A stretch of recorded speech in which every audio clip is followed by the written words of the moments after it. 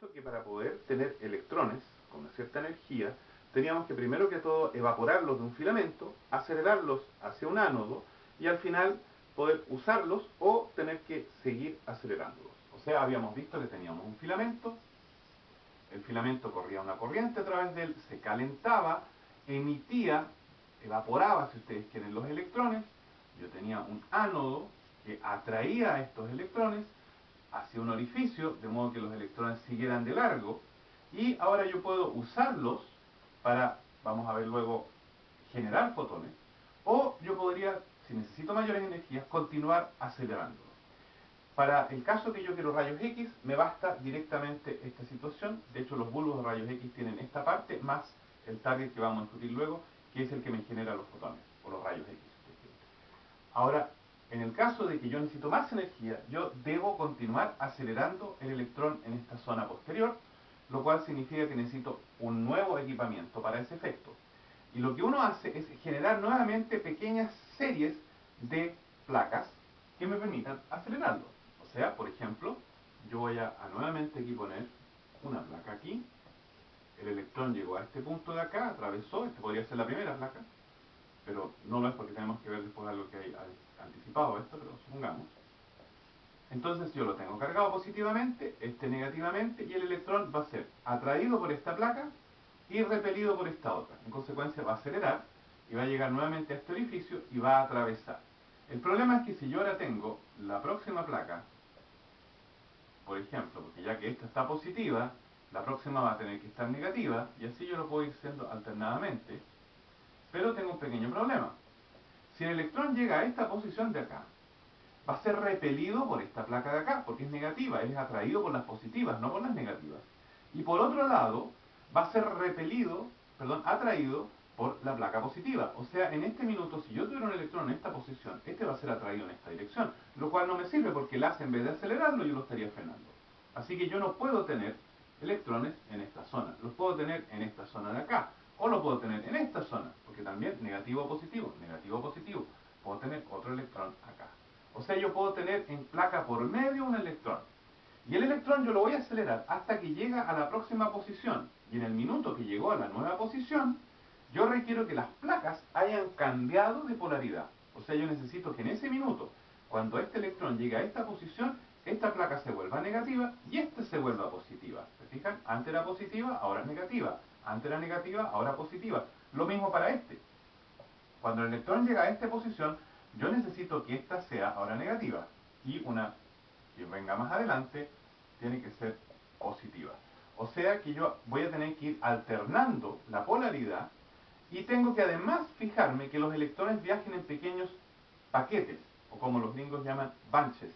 De modo de que yo prácticamente voy a tener siempre dos paquetes viajando y tengo una cavidad entre medio que no está siendo usada. Así que voy a tener esta situación. La forma para poder construir esto no es muy difícil. Lo que yo tengo que hacer es sencillamente conectarlos de modo de que yo tenga la polaridad que necesito. En consecuencia, lo que yo hago es que yo los conecto cada segundo al mismo polo. Aquí, por ejemplo, yo voy a conectar este y este a un polo. Por ejemplo, voy a poner la fuente aquí, aunque se supone que los electrones pasan, lo pongo un poco más abajo. Tengo una fuente alterna, va variando, conecto un polo acá, y por el otro lado tengo esta, que no está conectada, se fijan, esta está conectada para acá, esta va a estar conectada para acá, esta cada segunda va conectada a este lado de acá. Y esta otra, obviamente esto es un disco que hay que imaginárselo con un orificio, de modo que todo esto forma una sola placa. Así que cada segunda está conectada para este lado y la otra está conectada por el lado de acá. Lo que está ocurriendo en consecuencia es que cuando esto está positivo, va a tener esto positivo y estas negativas. Y después se invierte, vamos a tener esta negativa y esta positiva, ahora tengo estas negativas y estas positivas. Esa es la forma como yo voy cada vez, sincrónicamente con el avance de los electrones, logrando de que el electrón esté siempre en una cavidad donde acelera. El problema adicional es que yo ahora tengo que formar estos grupos de electrones. ¿Y cómo hago eso? Lo hago en algo que va antes de la guía de onda, que se llama un cristor. Por ejemplo, uno de los mecanismos, uno de los más usados, en que lo que yo hago en esa parte es lo siguiente. Yo tengo aquí mi clistor, que si el haz viene inicialmente, acá está la guía de onda,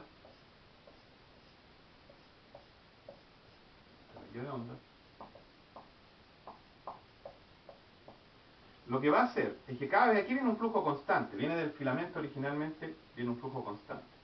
Entonces él hace dos cosas. Hace un interruptor que trata de repeler. Él conecta un campo de modo de que comienza a repeler y con eso forma una situación en que aquí los electrones van a reducir velocidad, los otros se van a alejar porque ya pasaron por esta zona y se formó una interrupción. Yo formo una interrupción que por ejemplo podría ser un pulso de este tipo. Y después yo además trato de achicarlo de modo que yo realmente tenga un paquetito que está viajando acá y que quepa bien dentro de estas dos placas, pero no uno que tenga este ancho, porque ahí voy a tener un problema que al pasar va a estar una mitad todavía en la parte que acelera y una parte que está en el frenar. Yo requiero que realmente sea un paquete de electrones que pase por uno de estos agujeros y que como paquete viaje al próximo punto. Así que yo necesito algo que me lo achique, que me lo transforme en algo de este tipo. En consecuencia, lo que hago nuevamente acá es tratar de frenarlos para juntar bastante electrones y ahí los suelto. Este de acá se denomina, de hecho, el puncher, que sería el formador de grupos, y este es el catcher, que es el que los junta para generar estos pulsos. Y este es el clistor que está a la entrada. Y la guía de onda es ahora la que me está generando la energía adicional. La energía, de hecho, si yo tengo acá un potencial V y tengo una carga del electrón E, va a ser EV en cada uno de estos segmentos, dependiendo también de la forma. La forma va a depender justamente de lo que yo logré, la calidad del pic que yo hice, y este pic a su vez depende de esta distancia de acá y de la frecuencia angular que yo tengo. De hecho, entonces uno tiene que si yo voy por n cavidades, la energía, después de n cavidades, va a ser n veces la energía que le estaría teóricamente aportando uno de estos pares, pero multiplicado por un factor que depende de la calidad que armó el clistor, que es un factor, llamémoslo f, y este factor f se calcula en función de este largo de acá, de la frecuencia con que está oscilando, que es la misma con que tiene que oscilar el resto de la guía, y la velocidad de la luz. Y la ecuación que se usa es la siguiente: seno de omega por d partido por 2c partido por omega d partido por 2c. El omega, si ustedes piensan en la frecuencia, es la frecuencia angular, o sea, es 2 veces pi la frecuencia. Y la frecuencia es la frecuencia que todos conocemos, que es la con que estoy operando todo el sistema. O sea, ustedes toman la frecuencia en Hertz, la multiplican por 2pi, obtienen el omega, aquí tienen esta distancia entre el bunch y el catcher, que es d, lo dividen por 2c y tienen esta función. Ahora, esta función la podemos brevemente analizar. Tiene, si yo miro el argumento acá, es igual a lo que tengo acá abajo, o sea, esto es un seno de x partido por x, y eso significa que yo tengo una función que es de este tipo. Ustedes tienen la función seno que ya conocen, que es la típica oscilación que comienza de hecho acá en 0 y haría esto. Y tienen una función que baja desde infinito hasta que llega a 0. Ahora, el problema que yo tengo es en este punto de acá. Acá estoy peleando 0, seno de 0, dividido por 1 sobre x, que es infinito. O sea, yo tengo acá que es infinito en esta parte de acá. Yo tendría infinito por 0. Si uno saca el límite, se da cuenta que esto tiende en ese límite a 1. O sea que la función que al final tengo es una función de este tipo,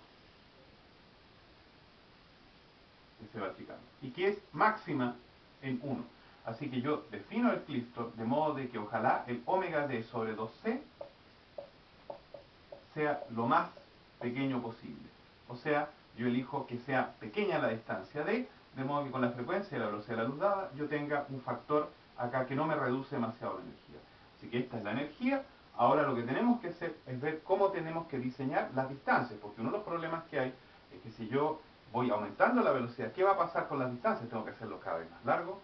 Tenemos que ver brevemente todavía lo que es el tema de la distancia que tienen las distintas placas para poder funcionar como guía de